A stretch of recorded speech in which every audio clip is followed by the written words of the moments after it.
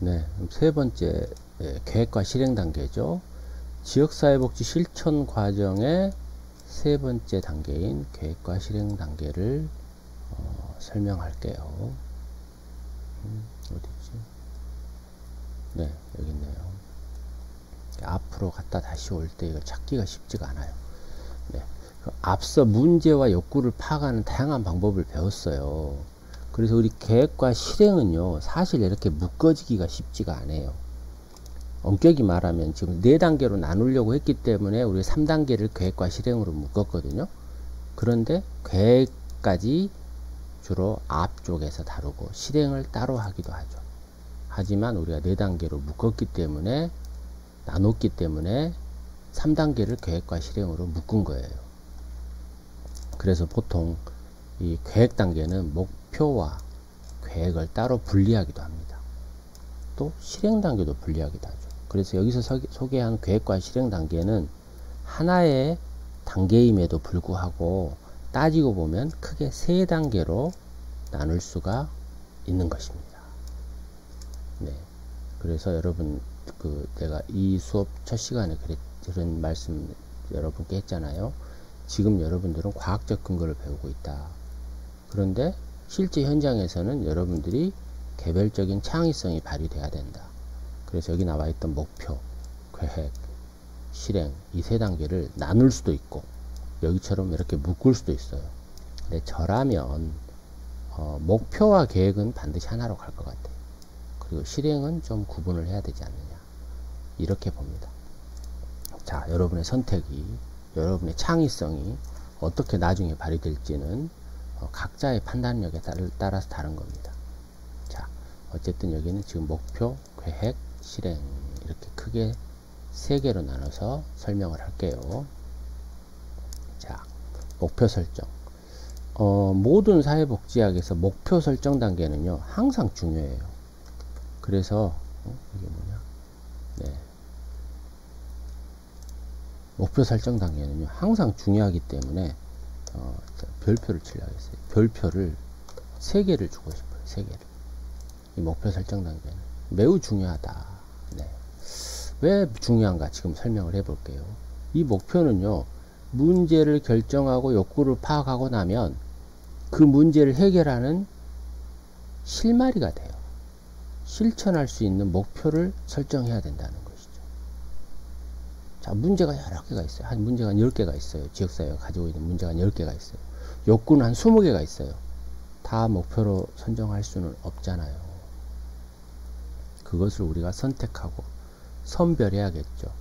그렇기 때문에 우리가 어세스먼트 과정을 거친 다음에는 바로 목표 설정으로 가는 겁니다. 네. 그래서 이 목표가 설정이 되면 어떻게 해요? 정확한 목표가 잘 설정이 되면 계획대로 진행하게 해주죠. 네. 굉장히 이 목표가 우리에게는 뭔가 안내 역할, 뭔가 앞으로 나갈 수 있는 어떤 지침의 역할, 뭐 이런 것을 가질 수가 있다라는 겁니다. 그 다음에 목표 수립인데요. 자, 이 부분도 별표를 좀 주고 싶어요. 이 부분이 이 목표 단계에서는 제일 중요한 부분이거든요. 이렇게 해볼까? 네, 이렇게. 네. 그래서 이 목표는 선정하기 전에 이 목적과 이 목적하고요, 목표는 좀 달라요. 네, 목적은 뭐예요? 좀 뭔가 추상적인 거죠. 우리가 두리뭉실하는 거죠. 우리가 목적이라고 하는 것은. 그래서 기대와 희망 이런 표현들. 뭐 예를 들면은 목적은 어떤 표현이 좋을까? 가족 간에 화목하게 지내기. 기대와 희망의 표현이잖아요. 근데 어떻게 화목하게 지낸 걸 판단해요?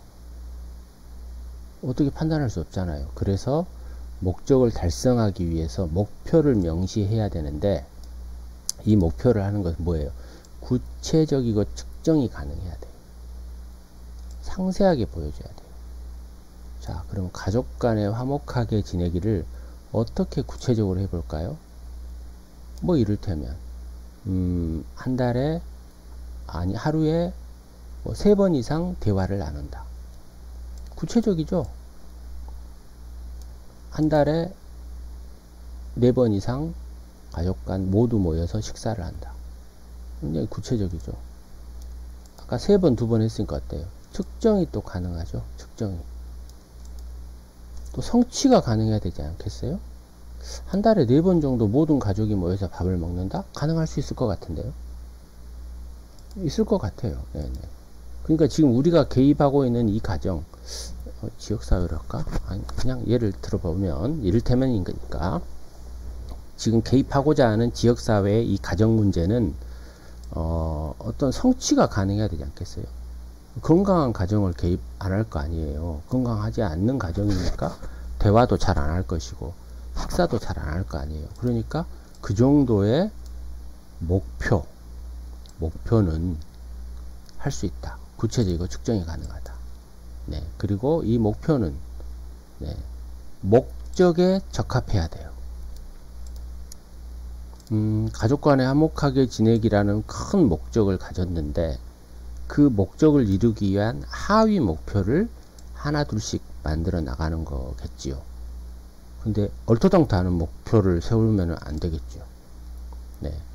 그리고 시간적 틀이 분명해야 된다. 이건 무슨 얘기냐면, 아까 내가 얘기했잖아요. 한 달에 4번, 뭐 하루에 몇 번, 이런 시간적인 것. 그리고 몇 달, 뭐 반년, 6개월, 뭐 1년, 이런 이 개입할 수 있는 어떤 한계, 10회, 20회, 뭐 4주, 6주 프로그램, 뭐 8회의 회기를 통한 뭐 지역사회 가정 문제 해결 프로젝트, 뭐 이런 거죠. 뭐입니까? 다 시간적 틀이 제공되어 있다라는 것이죠. 네. 6번째, 도전적이어야 된다. 네, 물론 도전적이죠. 네. 우리가 어떤 기존에 있던 어떤 정책만 해결하는 것보다는 뭔가 새로운 어떤 도전의 의미를 갖는다. 네. 이런 것들, 네. 목표 수립 방법. 별표를 3개를 했네요. 네. 그러면 이러한 목표를 수립하는 것은 어떤 의미를 갖느냐라는 거죠. 뭐 특별한 의미는 지금까지 설명을 했지만, 그래도 우리가 문헌상 의미를 보면 사람들이 목표를 정한다는 것이죠. 거듭 강조하지만 사람들이 중요하다라는 겁니다. 그래서 참여자들이 책임감을 갖는다. 참여자들이 책임감을 갖게 하는 것이 중요하다. 또 다양한 사람들이 참여를 할 수 있게 해라 라는 거죠. 네. 그래서 이 사람들이 목표가 선정이 되면 본인들이 어떻게 의견을 내고, 어떻게 본인들이 도움을 주고, 어떻게 어떤 참여자들과 네트워크가 형성되고, 어떤 노력을 우리들이 해야 되는가 라는 것들을 알 수 있기 때문에 이 목표 설정은 굉장한 의미를 갖는다, 이렇게 얘기할 수가 있습니다. 그 다음 목표의 종류입니다. 어떤 종류를 갖느냐. 목표는, 네, 행태적 목표라고 있어요. 이 행태라는 목표, 네, 뭐 행동 목표, 뭐 이런 거죠. 뭐 behavior, 뭐 행태적이라고 말이 좀, 이게 상당히 무슨 의미인지 어려울 수가 있어요. 그래서 행동적인 목표다. 그래서 행동이라는 말은 누가 해요? 사람들이 하죠. 그래서 사람들의 행동을 바꾸는 그런 것에 역점을 두는 목표를 세우는 것을 우리가 행태적 목표다, 이런 거죠. 사람의 행태, 사람의 행동, 행동과 그 행동의 산물을 바꾸는 것에 역점을 둔다. 그러니까 행동을 바꾼다, 뭐 그렇게 이해하면 되겠어요. 그 다음에 결과적 목표가 있다. 목표를 정할 때는, 우리가 이제 어떤 그 목표 자체가 결과지향적이잖아요. 네, 결과지향적이고 반드시 목표로 인해서 얻어지는 것, 결과로 얻어지는 것, 이런 것들을 우리가 파악하는 것을 우리가 결과 목표다, 이렇게 얘기할 수 있어요. 그 다음에 과정 목표는 우리 사회 정책뿐만 아니라 모든 정책에서는 결과를 지향적으로 해요, 사실은. 그러나 사회복지학에서는요, 과정을 중요시 여겨요. 과정을. 결과도 중요한데요. 과정도 중요해요.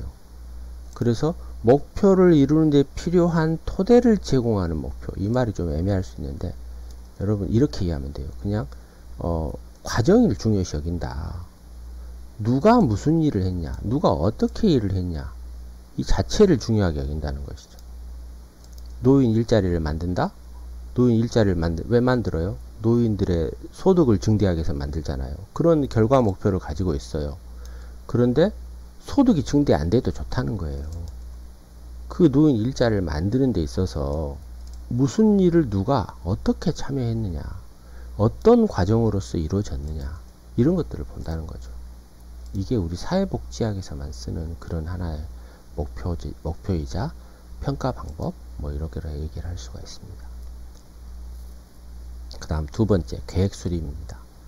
자, 계획은 이제 목적과 목표를 선정하고 나면 거기에 따른 구체적인 활동 계획을 수립해야겠죠. 네, 그래서 이 계획은 아까 여기 나와 있던 대로 시간적인 틀이 있어야 돼요. 목표도 있지만 특히 계획은 시간적인 틀이 있어야 돼요. 이를테면 계획 3개월 계획, 10회 계획, 한 달 프로젝트, 이런 시간적인 계획이 들어가야 된다는 겁니다. 예. 물론 무계획적으로 할 수 없잖아요. 무계획 하려면 뭐하러 이런 걸 배워요? 그냥 하는 것이죠. 예. 어떤 사람들은요, 이런 거 안 배워도 지역 주민으로서 더 잘하는 사람들도 있어요. 분명히 있어요. 그러나 그 전문성은 한계가 있을 거라는 거죠. 그래서 우리는 이런 어떤 사회정책, 사회계획, 지역사회의 어떤 활동들을 계획하는 데 있어서 하나의 과정을 배우고 있다라는 겁니다. 네, 계획이 왜 중요해요? 효과적인 실천 방법이 보장돼야겠죠. 여기 나와 있는 지역사회 복지 계획이란 단어는요, 실제로 여기 계획 단계만을 설명하기도 하지만 우리 지역사회에 우리나라의 법으로서 지역사회 복지 계획이라는 것이 있어요.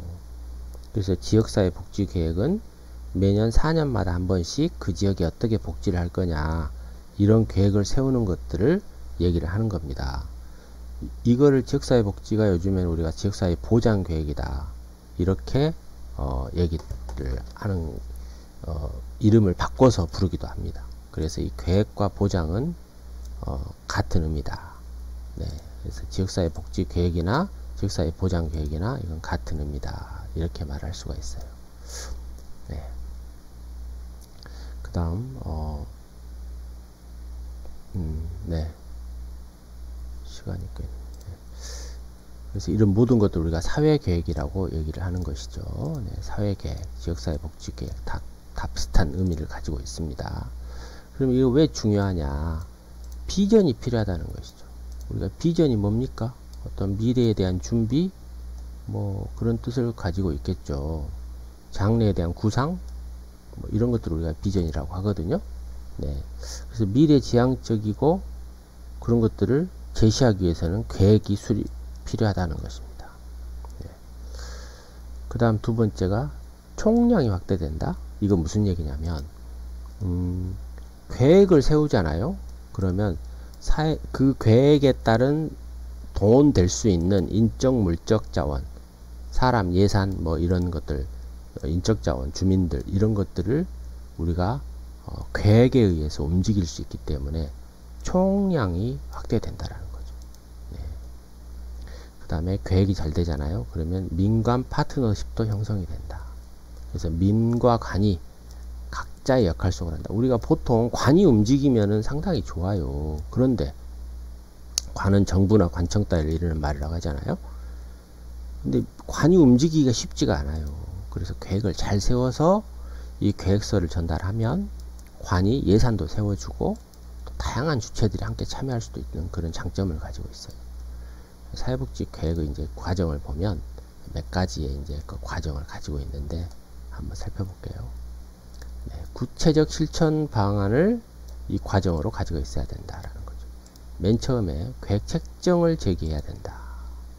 그래서 왜 필요한가, 목적, 시기, 비용 등을 제시하는데, 아까 내가 관의 중요성을 얘기했잖아요. 네, 관, 정부, 지방자치단체의 승인을 받는 것이 중요하다. 다음에 두 번째, 계획 책정 착수입니다. 네. 실무자 수준의 사무국팀을 만드는 것이 우리가 계획 책정 착수 단계다. 그 다음에 구체적인 계획을 작성한다. 뭐 종료 계획 실행까지 작성한다. 라는 겁니다. 그 다음에 이 계획을 하는 데 있어서 실행하는 책정위원회를 구성을 하는 것도 좋다. 그리고 거기에 따른 각종 실태조사를 거치는 것이 좋다. 또 그 조사를 거치고 분석하면서 그것을 바탕으로 계획안을 만드는 것도 중요하다라는 얘기입니다. 그런 다음에 승인을 받아요. 이 자체 승인이 있겠죠? 아까 우리가 뭐 어디에요? 책정위원회를 선정했다면 자체위원회에서 먼저 승인을 받고 그 다음에 지방자치단체의 승인을 받는다면 훨씬 더 좋은 요원 잡게 되겠죠. 그 다음에 이제 실행하는 것입니다. 네. 계획의 실행 단계를 볼게요. 목적 목표를 달성하기 위해는 활동을 일정의 우리가 실행 단계다. 실행. 지금 우리 이제 세 번째 실행 단계에 온 겁니다. 실행. 계획의 실행인데 그냥 실행이라고 하는 것이 더 이해가 빠를 것 같아요. 여러분. 네. 실행 단계고 실제로 실행은 뭘 합니까? 아까 목적과 목표를 세운 다음에 계획했던 것을 행하는 것을 실행이라고 하는 것이죠. 근데 실행 단계에서는요, 계획이 올바르게 잘 세우지 않으면은 어떤 새로운 문제가 발생할 가능성이 커요. 그러면 어떻게 해요? 그 계획을 수정해야겠죠. 심지어 사업 자체가 백지화 될 수도 있어요. 네, 그렇기 때문에 실행 단계는 그냥 실행만 하는 것이 아니고 계획을 다시 한번 검토하면서 실행하는 것이 중요합니다. 그래서 실행을 하기 전에는 먼저 준비가 필요한데요. 목표나 계획 내용 이런 것들을 철저히 다 확인해보고 점검하는 것입니다. 혹시 문제가 있다? 그렇다면 다시 한번 계획을 수정하는 것을 우리가 재사정이라고 합니다. 재사정, 네, 어세스먼트를 다시 한다. 다시 사정한다. 이렇게 얘기할 수 있어요. 그리고 계획과의 관계를 점검하는 것입니다. 네, 계획과 실행 체계간의 관계를 다시 한번 점검해보고 그래야만이 계획이 잘 진행될 수가 있겠죠. 네, 그리고 실행을 촉진하는 전술 몇 가지가 있어요. 전략과 전술, 무슨 전쟁은 아니고요. 전쟁에도 쓰지만 우리가 사회 어떤 그 정책에서도 우리 사회 행동 우리 배웠잖아요. 거기서도 전략 전술이 나오듯이 같은 겁니다. 전략이 훨씬 큰 의미고 전술은 더 작은 의미다. 아까 목적은 큰 의미, 목표는 작은 의미다 라고 했듯이 전략은 장기적인 활동이다. 전술은 단기적인 활동이다. 이렇게 이해하면 여러분들이 이 전략과 전술의 이해가 더 빠를 것 같아요. 그러면 이런 전략과 전술의 방법을 몇 가지 지금 소개를 할게요. 먼저 이런 계획을 잘 실행하고 사회적인 어떤 개혁을 하고 사회적 문제를 해결하려고 한다면 뭘 해야 되냐? 홍보 활동을 해야 된다는 거죠. 홍보. 알리고 뭐 보도를 하고 소식을 전하고 이런 걸 해야 된다. 뭘 통해서? 신문 잡지, 매스컴 같은 걸 통해서. 또 주민 간담회라든가 각종 모임이라든가 이런 곳에도 우리 이런 활동해요 라고 하는 거죠. 알릴 필요가 있죠. 아, 좋은 활동 하네요. 우리 지역사회를 위해서 좋은 활동을 하네요. 그러면서 여러 지지 기반을 만들 수 있는 것이죠. 그 다음에 또 전략 전술 중에 하나가 협력입니다. 협력. 자, 서로 상호 간에 협력하는 것이죠. 예, 협력할 수 있는 단체가 어떤 단체가 있어요? 우리는 같은 비영리 단체라든가 같은 사회복지 조직이라든가 또는 어떤 지역사회의 공적인 기관이라든가 이런 기관들과 서로 협력할 수 있겠죠. 네. 또 때로는 싸움도 해야죠. 어쩔 수 없어요. 이겨나갈 수 있고 뭐 갈등 행동이 나올 때는 이 갈등적 행동이 나올 때는 어떤 우리가 싸워야겠죠. 네. 그래서 상대 진영의 부정적 측면을 강조하고 피켓팅, 파업 이런 것들 행동 아까 사회 행동 같은 걸 포함된다는 걸 얘기를 했죠. 예. 사회 행동 같은 걸 포함한다. 네. 또 캠페인 뭐 양자 간의 타협이 있을 때 이런 전술을 쓰는데 뭐 설득, 로비, 대중매체 이런 것들 아까 홍보하고도 약간 비슷하지만 캠페인하고는 좀 다른 의미를 가지고 있다. 네. 그리고 주민 참여가 가장 큰 힘이다. 뭐든 우리가 이렇게 실행을 잘하기 위해서는 뭐니 해도 주민 참여가 가장 핵심적이다. 가장 기본적이다. 네. 가능한 한 많은 주민들이 참여할 수 있게 하는 것이 이 실행 활동, 실행 단계가 성공할 것이다 라는 전제를 우리가 가질 수가 있습니다. 네, 여기까지 3단계까지 알아봤네요.